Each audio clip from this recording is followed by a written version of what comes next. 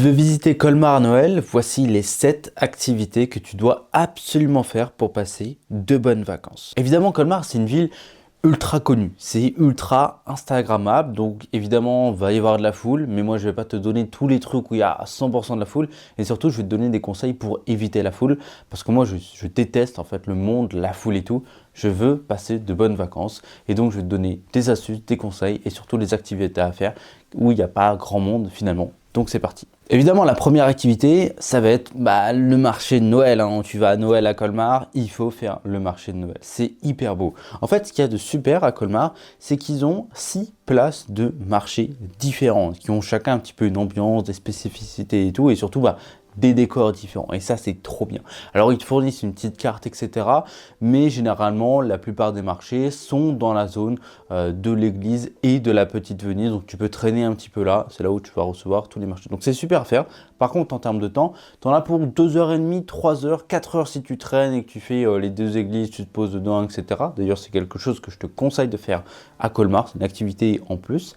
Et du coup, par contre, le problème, c'est qu'il y a un petit peu de monde. Les ruelles, elles sont un petit peu étroites et à partir de 18h, ça commence à être bouché. Donc, mon conseil, c'est d'y aller avant 18h. Tu viens en après-midi, le soleil se couche, les lumières commencent à s'allumer, c'est super et on a exactement la même chose avec beaucoup moins de monde. Il y a les marchés, mais il y a aussi plein de petites ruelles et surtout, en fait, il y a des trucs qu'on ne voit pas trop, mais en fait, il y a des marchés un petit peu cachés. Par exemple, dans certains bâtiments où il faut monter un étage pour accéder à un marché où il y a quasiment pas grand monde finalement, c'est un petit peu mal indiqué je trouve, mais je trouve ça très sympa en tout cas d'aller visiter, de se retrouver un petit peu plus au chaud que dehors, voilà, c'est des trucs quand même à savoir. Alors ça se place grosso modo sur la place principale, c'est là où, de toute façon tu le vois aux images d'illustration, c'est quand même très joli à voir et il y a beaucoup de petits marchands un petit peu indépendants, des marchés un petit peu différents. La deuxième activité que je te conseillerais de faire à Colmar, c'est la Petite Venise. Et je te conseillerais de la faire 2 jours. Alors la Petite Venise, c'est quoi?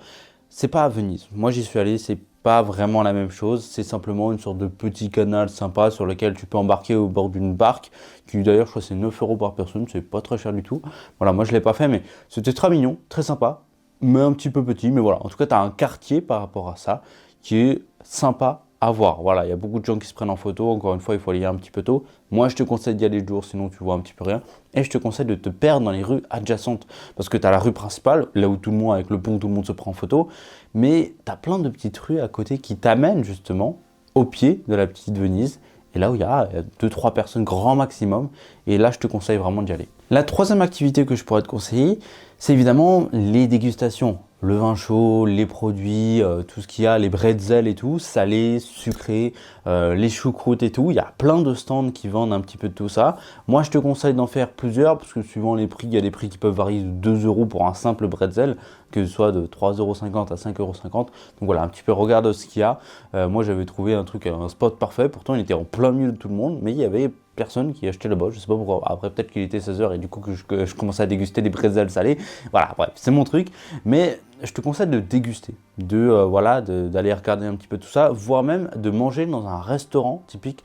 Par exemple, voilà, tu fais ta visite de tout le marché de Noël, enfin tu fais la Petite Venise à peu près à 15h, ensuite le marché de Noël, tu as grosso modo fini le marché de Noël, tout le monde arrive, tout le monde veut visiter, et bah toi tu vas manger dans un restaurant typique là-bas. C'est un petit conseil que je peux te donner, comme ça tu évites la foule et tu fais enfin tout ce qu'il y avait à faire à Colmar. La quatrième activité que je te conseille de faire pendant les marchés de Noël, c'est la grande roue. Alors à Colmar, j'ai été impressionné, je suis arrivé, j'ai vu qu'il y avait une grande roue qui fonctionnait pour le marché de Noël sur une place, toute mignonne, toute rouge et tout, c'était absolument magnifique. Donc je te conseille de faire ça, c'est très sympa à faire, ça dure longtemps, c'est une grande roue, c'est pas un petit tour de 5 minutes, on y reste 15, 20, 25 minutes je crois, et c'est trop bien parce que du coup ça te permet d'avoir un point de vue d'ensemble sur Colmar, sur la Petite Venise, et ça rentre un petit peu plus dans la magie de Noël. Donc voilà, si tu as des enfants ou même si tu veux faire ça en amoureux, tu peux le faire, c'est avec plaisir. Bon, faire des marchés de Noël, ça va vite devenir un petit peu récurrent. Si tu fais ça tous les jours pendant 2-3 jours, c'est sympa une journée. Moi, j'y suis allé 2 fois. Voilà, la deuxième fois, tu connais, tu as déjà fait et tout.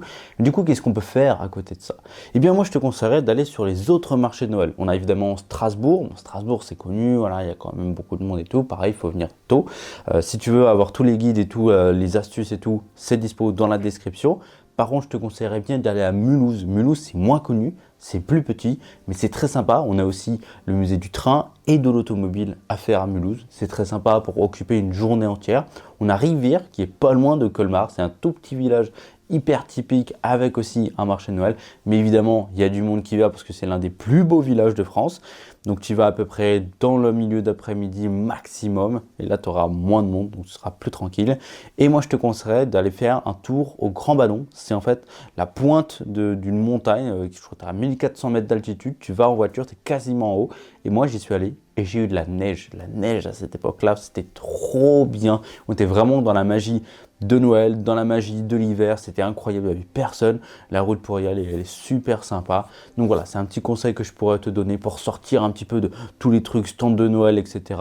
On va directement dans la neige et j'ai trouvé ça trop sympa. Donc si tu veux des conseils pratiques pour aller un petit peu plus loin dans du coup ton voyage, pour mieux le planifier et pas te retrouver en plein milieu de la foule, etc. Tu as toutes les informations importantes et l'hébergement dans lequel on a dormi pendant ces 4 jours dans la description. Ça va vraiment t'aider à mieux planifier ton voyage et à mieux profiter. Donc c'est dans la description et moi je te fais de gros bisous. Abonne-toi à la chaîne si tu veux plus de conseils de voyage, etc. Et des bisous.